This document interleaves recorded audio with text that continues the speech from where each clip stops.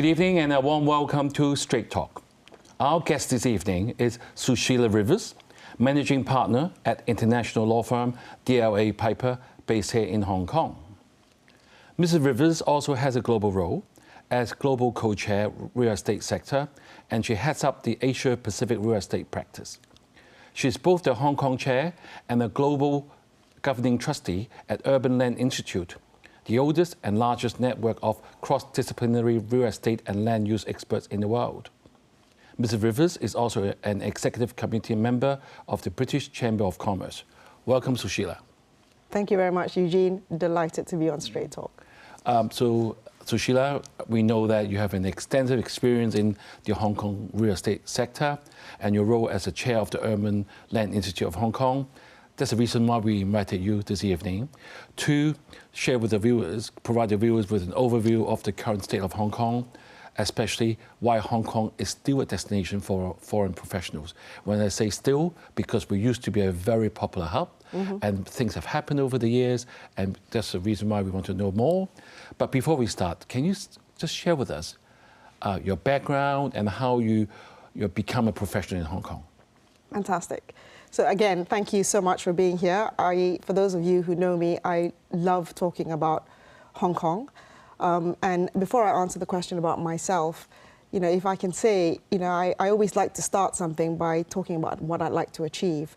And the three things I'd like to achieve today is perhaps to challenge our mindset and our perspective on Hong Kong, to reset our beliefs, and to energize our view and our feeling about Hong Kong. So a little bit about myself and my story. So my mother is Hong Kong Chinese, and she met my Malaysian Indian ethnic father here in Hong Kong.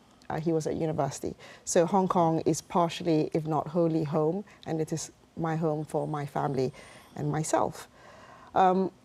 Before Hong Kong, I grew up in Singapore and Malaysia, and then to the UK, where I finished my university degree and worked for many years. So I worked in London.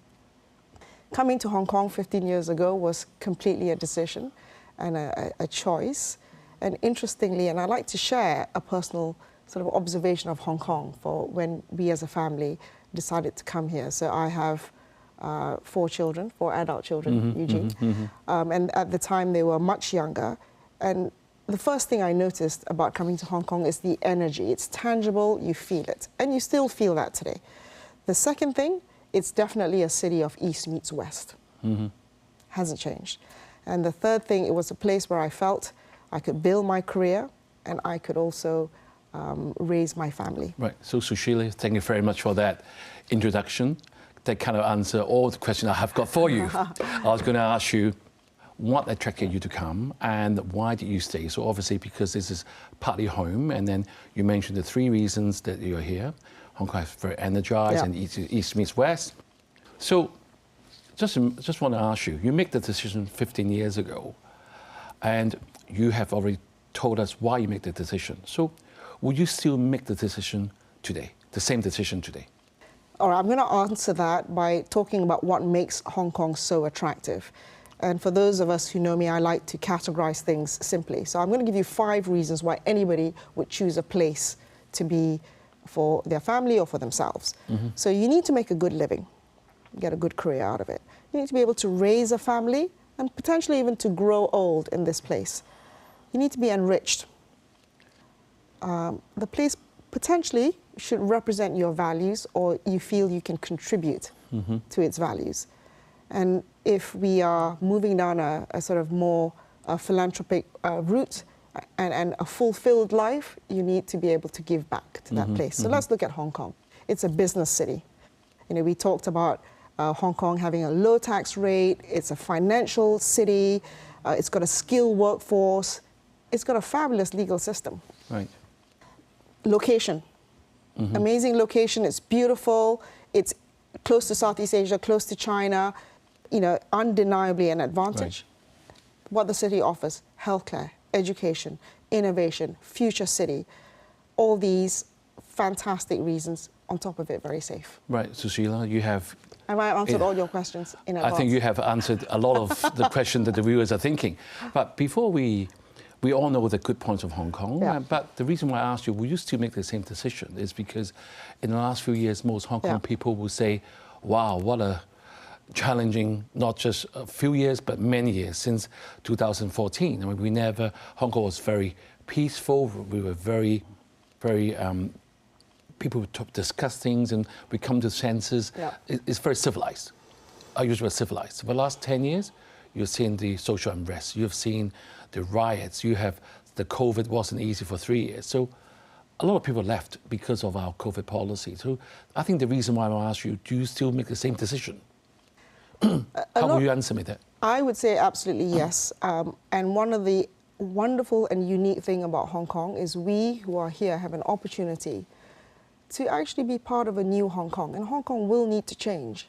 I think it was that Greek philosopher in 500 BC, Heraclitus, who said, the only constant is change. Mm-hmm. Yes. We shouldn't fear change. And it's an opportunity to really create together a new identity for Hong Kong. Yes, Hong Kong will be more Chinese.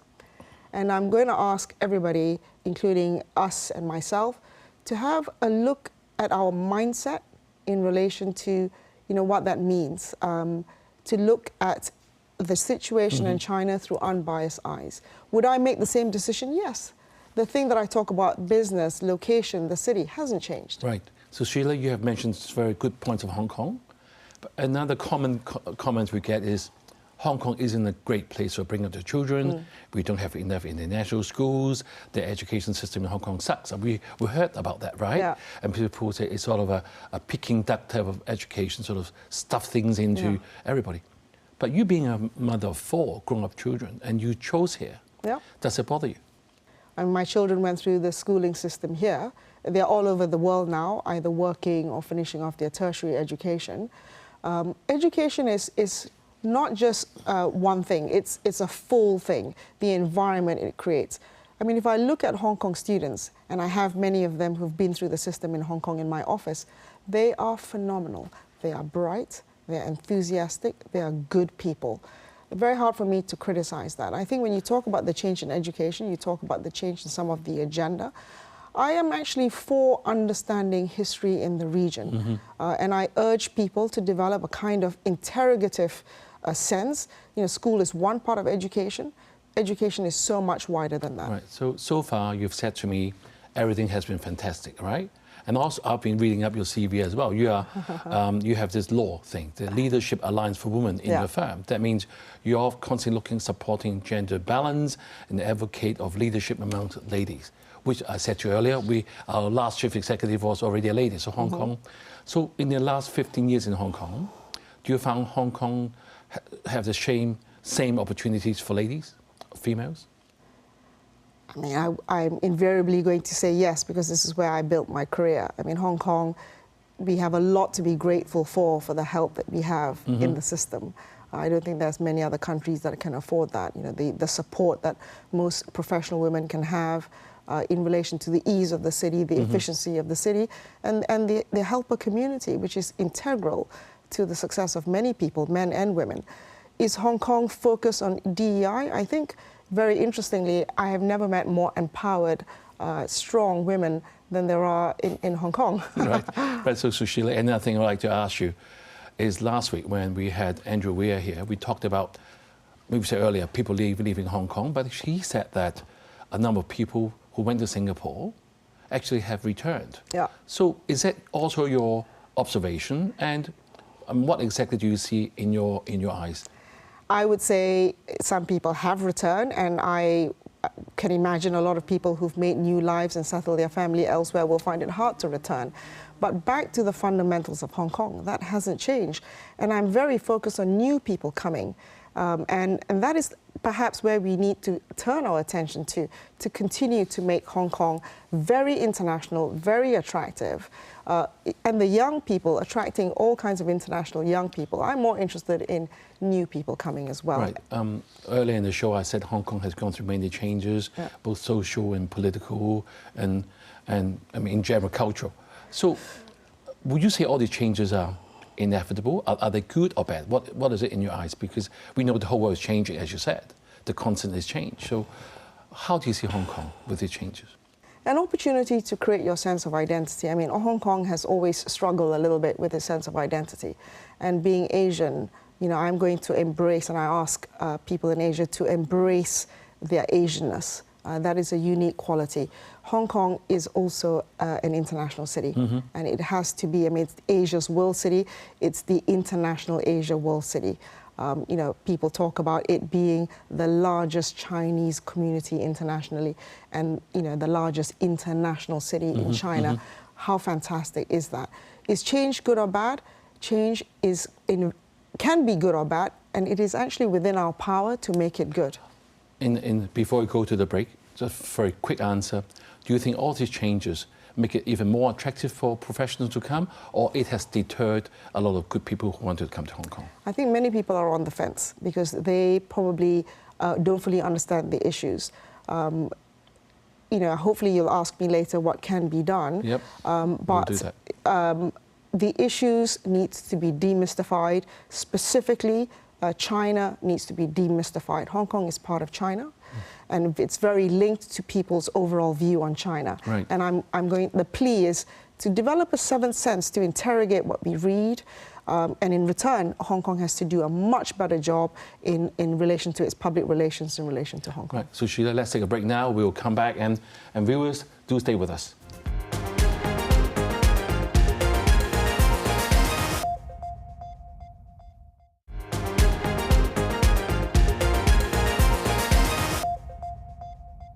Thank you for staying with us, and we have Sushila Rivers, a legal expert in the real estate sector from international law firm DLA Piper, talking to us about whether Hong Kong is still attractive to foreign professionals. So Sushila, in the first part of the show, you have categorically said many good things about Hong Kong. Okay. You said the location, the people, education is fine. You even brought up, you're bringing up your kids here, and you are very impressed with the Hong Kong students. So viewers, we do have a good education system, or else why would Sushila say they're brilliant students? Before the break, we talk about people sitting on the fence. And we know that one of the reasons may be that the implementation of the national security legislation in Hong Kong. There has been a lot of Western rhetoric saying that how bad it is. People, if you come to Hong Kong, people may take you away with their reasoning, all that, etc., etc. In your daily work as a legal professional, do you see that? I mean, because from us, we don't see any evidence of it. But for people who don't understand, they must think, hey, Hong Kong is becoming a police state. What is your simple answer to that? My simple answer is the NSL probably hasn't got the impact on business the way that people feared, and number one. And number two, I would like to make the point that many countries have got national securities laws legislation. So Hong Kong is not unique. Arguably, actually, it was slow to the game. But then why would people want to use that as for the negative to Hong Kong? At least we see in the Western media. Because it came off the back of the protests, and so the link is inevitable. Also, I think it is still being looked at through a lens of China. What do you mean by looking through the lens of China? There is an inherent China bias because of perhaps the way it is perceived to be a little bit more controlling, the way in which it could impact freedom of expression. Again, I would say all that is still unfolding. Importantly, I would think there are no country that has full freedom of expression. So Sushila, we talked about people sitting on the fence. I mean, a very good term that you have used. That means people will find Hong Kong very attractive, especially the global economy isn't doing that great. And Hong Kong is right at the doorstep to the mainland China, one of the biggest developing markets. But all these geopolitical tensions are still increasing. Will that deter people from coming to Hong Kong? It is a funny stage to be in the world where we've got geopolitical issues amidst potential recessions in some countries, amidst confusion post-COVID. Would Hong Kong remain attractive? I would urge people to look at the fundamentals. Its uniqueness cannot be displaced. Will the geopolitics still play out? It's hard to tell. The only thing I would say and urge people is to develop, again, an interrogative way of looking at things And if you can, have a visit to these places which are being questioned. I've been to China many times. I've obviously lived in Hong Kong. I've traveled around the world to make that comparative analysis. Yeah, when you say that, I kind of remember what Andrew Weir said last week. So seeing is believing. Yeah. That's the term that he used. So the government has tried to reinvigorate the city, and they have done a lot of trawling the talents, a lot of schemes. Yeah. Are they working? If you look at what it's trying to do in terms of innovation and tech, in terms of the startup companies, the youth, really trying to understand housing, creating digital assets, legislation to try and be more innovative, and very importantly, hopefully following China's lead on that green economy, the sustainable environment, diversity, etc. If we do all those things and we communicate it well, then it should work.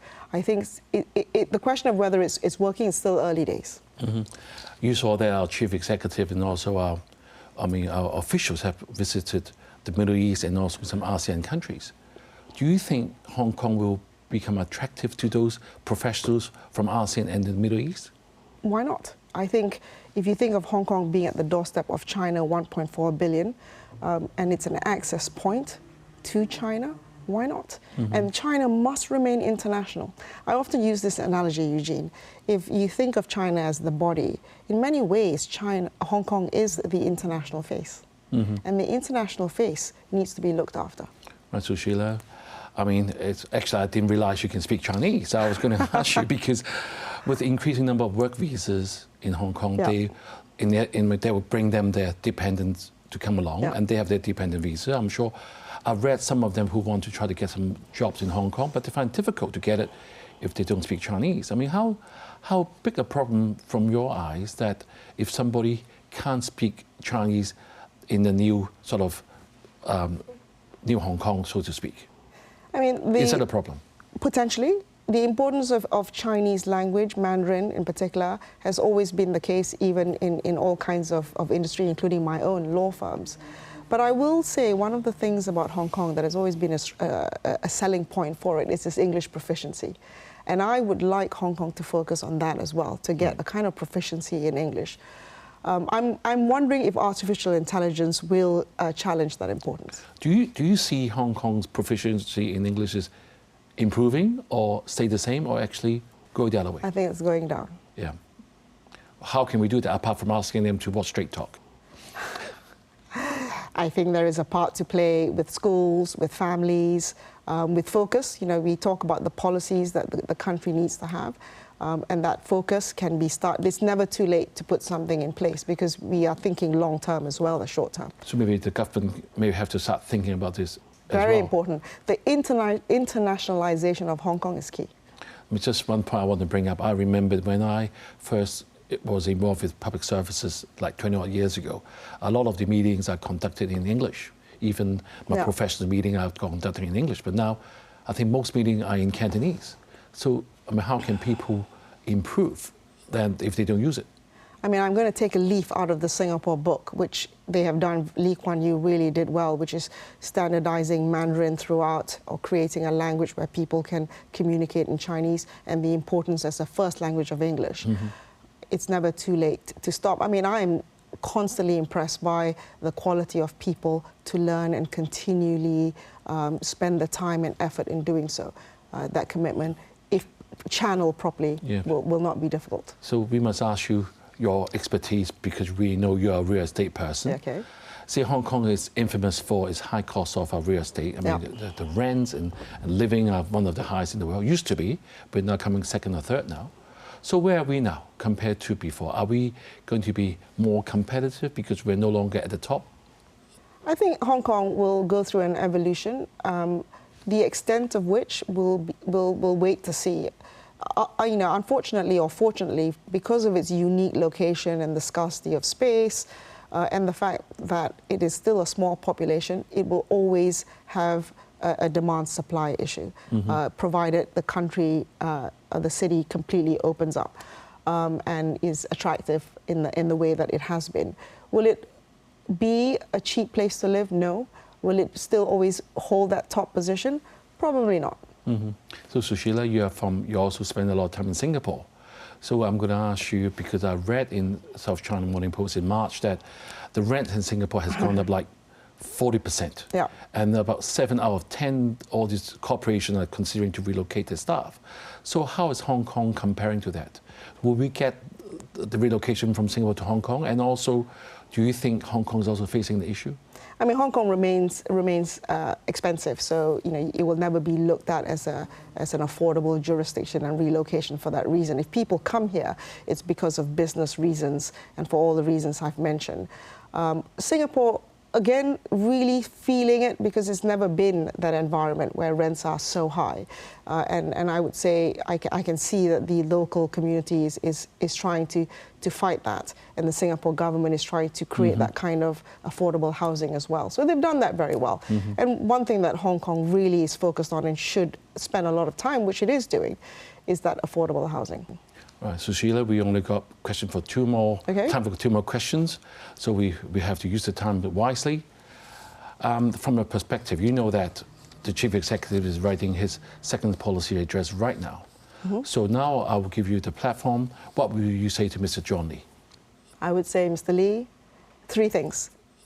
Communicate well with your people, communicate well internationally, listen, and really communicate with your heart, because the people are so keen to listen. Is he doing that right now? I think he's trying to do that, yes. I think he's trying to do that. But work on that PR machine, because we've got the weight of media who have got their own agenda. So we've got to work hard on that. Focus on the 5 things I talk about, what's important about Hong Kong, and also really leverage of what the China focus is, which is the green economy, and that can really be a very good topic. Right. Any more advice? Anything the CE should do? Again, the internationalization of Hong Kong. Maybe increase the proficiency in English, as you said. Yes. Right. What advice would you give to foreign professionals who are considering relocating to Hong Kong? Short answer. Okay, short answer. 3 things. Look at Hong Kong factually, interrogate the information, look at China without bias lens, and look at yourself as a contributor, not always receiving. Thank you. So I'm afraid that's all the time we have. I wish I had more time with you, Sushila, for sharing your first-hand experience of a foreign professional settling in Hong Kong and reassuring our viewers of all the advantages the city offers, the rule of law, freedom of speech, and high quality of life that make Hong Kong an attractive destination for foreign professionals. Have a good evening and see you next week.